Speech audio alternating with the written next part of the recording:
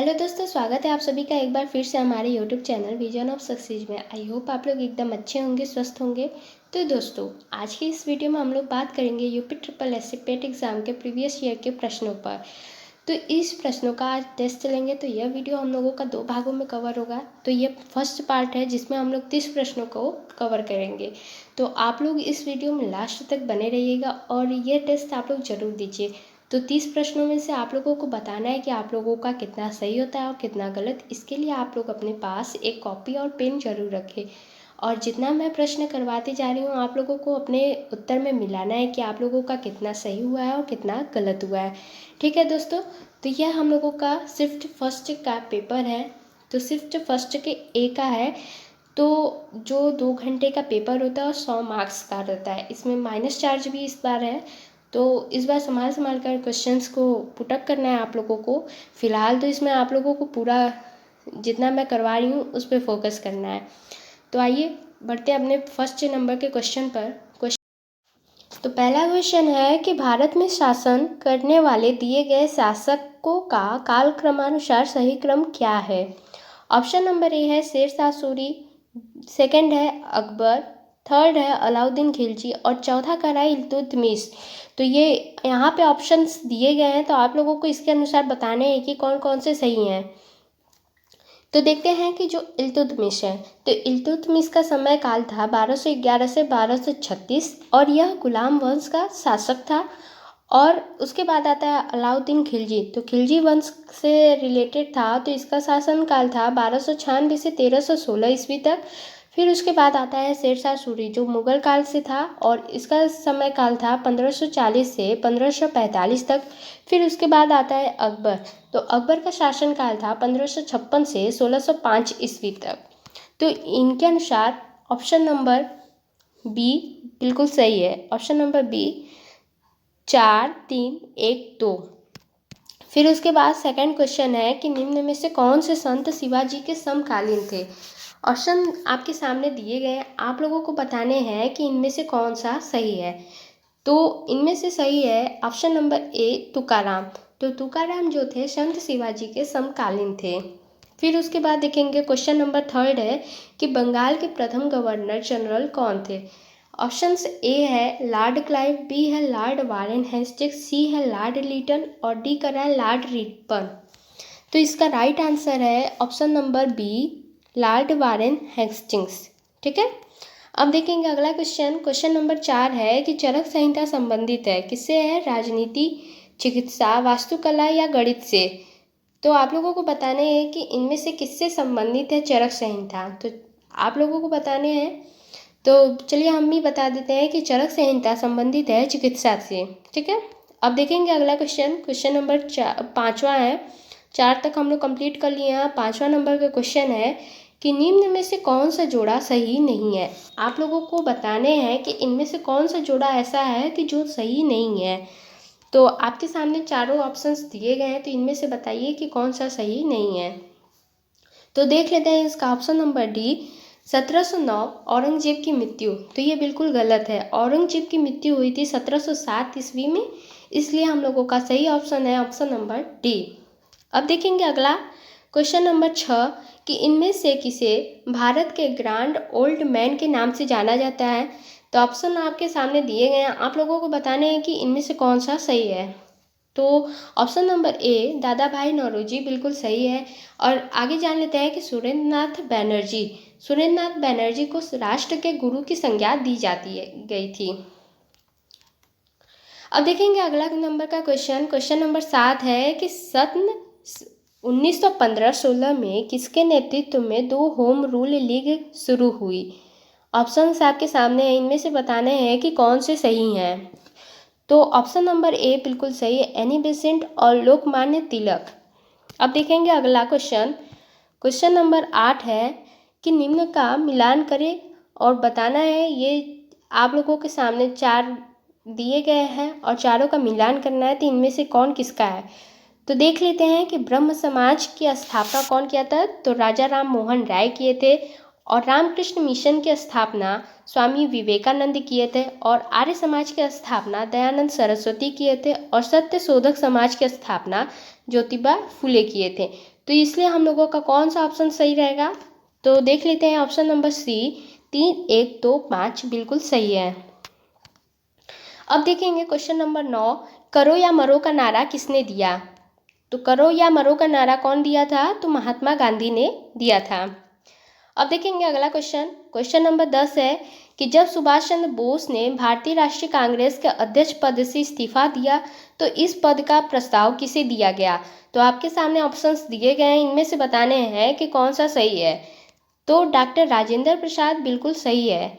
तो जब सुभाष चंद्र बोस ने भारतीय राष्ट्रीय कांग्रेस के अध्यक्ष पद से इस्तीफा दिया तो इस पद का प्रस्ताव डॉक्टर राजेंद्र प्रसाद को दिया गया था। अब देखेंगे अगला क्वेश्चन कि सलाल पन बिजली परियोजना किस नदी पर स्थित है? तो आपके सामने ऑप्शंस दिए गए हैं, झेलम, रावी, चिनाब, ब्यास। तो इसमें राइट आंसर है ऑप्शन नंबर सी, चिनाब। तो सलाल पन बिजली परियोजना चिनाब नदी पर स्थित है। अब देखेंगे अगला नंबर का क्वेश्चन, वसंत विषु होता है। तो वसंत विषु कब होता है? तो आपके सामने ऑप्शंस दिए गए हैं, इनमें से बताना है कि कौन सा सही है। तो ऑप्शन नंबर ए बिल्कुल सही है, 21 मार्च को। अब देखेंगे क्वेश्चन नंबर 13 कि राजस्थान में खेतड़ी परियोजना किसके उत्पादन के लिए प्रसिद्ध है? तो खेतड़ी परियोजना किसके लिए प्रसिद्ध है? तो आप लोगों को बताना है, ऑप्शंस आपके सामने हैं। तो इनमें से राइट आंसर है ऑप्शन नंबर सी, तांबा। ठीक है, अब देखेंगे अगला क्वेश्चन। तो क्वेश्चन नंबर 14 है अब कि काजीरंगा राष्ट्रीय उद्यान स्थित है। तो आप लोगों के सामने ऑप्शंस दिए गए, इनमें से बताना है कि कौन सा सही है। तो काजीरंगा राष्ट्रीय उद्यान असम में स्थित है और यह एक सींग गैंडे वाले के लिए प्रसिद्ध है। अब देखेंगे 15वां नंबर का क्वेश्चन कि निम्नलिखित में से कौन सी हिमालयी नदी तंत्र की नदियां हैं? ऑप्शन नंबर ए है कावेरी, बी है गंगा, सी है ब्रह्मपुत्र और चौथा करा है गोदावरी। तो इनमें से आप लोगों को बताने हैं कि कौन कौन सी जोड़ा हिमालयी नदी तंत्र की नदियां हैं। तो हिमालयी नदी तंत्र की नदियां कौन कौन सी हैं? तो बी मतलब कि गंगा और ब्रह्मपुत्र हिमालयी नदी तंत्र की नदियां हैं। ठीक है, अब देखेंगे अगला क्वेश्चन, क्वेश्चन नंबर 16 है कि बैंक दर का अर्थ है। तो आपके सामने ऑप्शंस दिए गए, इनमें से बताना है कि कौन सा राइट आंसर है। तो देख लेते हैं कि राइट आंसर है ऑप्शन नंबर डी कि देश के केंद्रीय बैंक द्वारा ली जाने वाली आधिकारिक ब्याज दर को बैंक दर कहा जाता है। अब क्वेश्चन नंबर अगला देखेंगे, 17वां नंबर का क्वेश्चन है यदि आरबीआई नकद कोषानुपात को घटा दे तो साख सर्जन पर क्या असर होगा? तो क्या असर पड़ेगा? तो आप लोगों के सामने ऑप्शंस दिए गए, इनमें से बताना है कि कौन सा सही आंसर है। तो चलिए देखते हैं, इसका right answer option number C, बढ़ जाएगी। तो मतलब कि यदि आरबीआई नकद कोषानुपात को घटा दे तो साख सर्जन पर क्या असर पड़ेगा? तो वो बढ़ जाएगा। अब देखेंगे अगला क्वेश्चन, 18 नंबर का क्वेश्चन है कि इनमें से किस प्रकार के अर्थव्यवस्था में संसाधनों पर निजी अधिकार होते हैं और आर्थिक गतिविधियों का मुख्य उद्देश्य लाभ अर्जित करना होता है? ऑप्शन नंबर ए है पूंजीवादी, बी है समाजवादी, सी कर रहा है मिश्रित, डी कर रहा है वैश्विक। तो आपके सामने ऑप्शंस दिए गए हैं, आप लोगों को बताना है इनमें से कौन सा सही है। तो देख लेते हैं, ऑप्शन नंबर ए पूंजीवादी बिल्कुल सही आंसर है। अब देखेंगे अगला क्वेश्चन कि 100 रुपये का नोट किसके द्वारा हस्ताक्षरित होता है? ऑप्शन नंबर ए है आरबीआई गवर्नर, बी है भारत के राष्ट्रपति, सी कर रहा है वित्त मंत्री और डी कर रहा है वित्त सचिव। तो 100 रुपये के नोट पर हस्ताक्षर किसका रहता है? तो वो रहता है आरबीआई गवर्नर का। तो हर नोट पर आरबीआई गवर्नर का सिग्नेचर रहता है, जबकि 1 रुपये के नोट पर वित्त सचिव का हस्ताक्षर रहता है। अब देखेंगे अगला क्वेश्चन, क्वेश्चन नंबर 20 है कि फेमा का पूर्ण रूप क्या है? तो फेमा का पूरा नाम क्या है? आपके सामने ऑप्शंस दिए गए हैं, आप लोगों को बताना है इनमें से कौन सा राइट आंसर है। तो देख लेते हैं, option number B foreign exchange management act. तो फेमा का पूरा नाम ये है, फॉरेन एक्सचेंज मैनेजमेंट एक्ट। अब देखेंगे अगला क्वेश्चन, क्वेश्चन नंबर 21 है कि भारत के संविधान में जन स्वास्थ्य एवं स्वच्छता किस में शामिल है? ऑप्शन नंबर ए है राज्य सूची में, बी है समवर्ती सूची में, सी है संघ सूची में और डी करा इनमें से कोई नहीं। तो इनमें से बताना है कि कौन सा सही है। तो ऑप्शन नंबर ए बिल्कुल सही है, राज्य सूची में जन स्वास्थ्य एवं स्वच्छता शामिल है। अब देखेंगे अगला क्वेश्चन। क्वेश्चन नंबर 22 है कि भारत में पंचायती राज्य व्यवस्था किसके अंतर्गत रखी गई है। आपके सामने ऑप्शंस दिए गए हैं, आप लोगों को बताना है इनमें से कौन सा सही है। तो देख लेते हैं कि ऑप्शन नंबर सी, राज्य के नीति निदेशक तत्व में पंचायती राज्य व्यवस्था को रखा गया, इसलिए हम लोगों का ऑप्शन नंबर सी बिल्कुल सही है। अब देखेंगे अगला नंबर का क्वेश्चन। क्वेश्चन नंबर अगला है कि 23 नंबर का क्वेश्चन है कि शिक्षा का अधिकार एक मौलिक अधिकार है जो संबंधित है।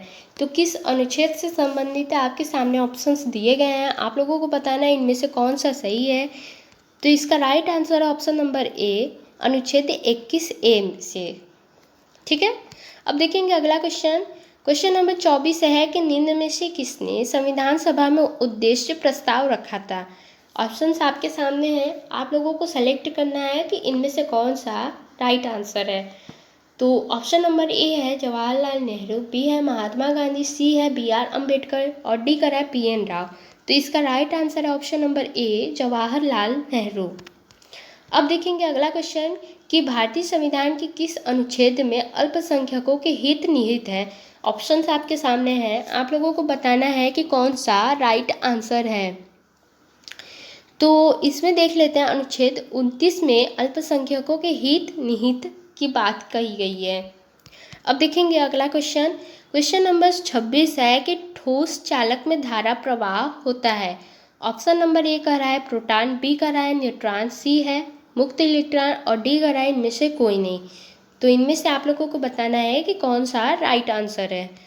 तो इसमें राइट आंसर है ऑप्शन नंबर सी, मुक्त इलेक्ट्रॉन।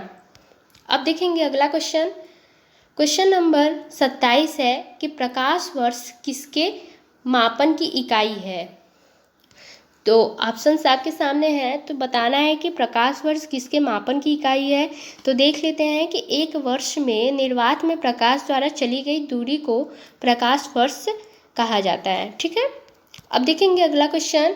क्वेश्चन नंबर 28 है कि ब्लीचिंग पाउडर का रासायनिक नाम यह भी है। ऑप्शन नंबर ए कर रहा है कैल्शियम सल्फेट, बी कर रहा है कैल्शियम ऑक्सी क्लोराइड, सी कर रहा है सोडियम बाइकार्बोनेट और डी कर रहा है सोडियम क्लोराइड।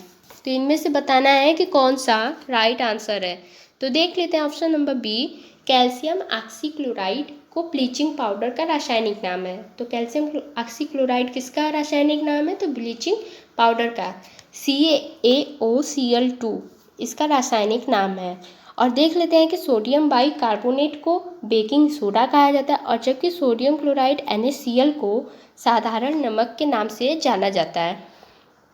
अब देखेंगे क्वेश्चन नंबर 29, 18 कैरेट सोने में खरे सोने का प्रतिशत होता है। तो कोई ऑप्शंस आपके सामने हैं, आप लोगों को बताना है कि इनमें से कौन सा सही है। 60%, 75%, 80% या 100%। तो इसका राइट आंसर है ऑप्शन नंबर बी, 75%। अब देखेंगे अपना लास्ट क्वेश्चन कि संतरे में बहुतायत में होता है। तो संतरे में बहुतायत कौन सी विटामिन पाया जाता है। ऑप्शन नंबर ए है vitamin C, option number B है विटामिन ए, सी का है विटामिन बी या डी इनमें से कोई नहीं। तो आप लोगों को बताना है इनमें से कौन सा सही है। तो देख लेते हैं कि इसमें option number A vitamin C बिल्कुल सही है। संतरे में बहुतायत में विटामिन सी पाए जाते हैं। तो दोस्तों आज के वीडियो में बस इतना ही, आगे मिलते हैं अगली वीडियो में। तब तक आप लोग बताइए कि आप लोगों का कितना 30 में से सही हुआ है और कितने गलत हुए हैं। तो अब इसका सेकंड पार्ट देखेंगे अगले वीडियो में। मिलते हैं अगली वीडियो में, तब तक के लिए बाय बाय।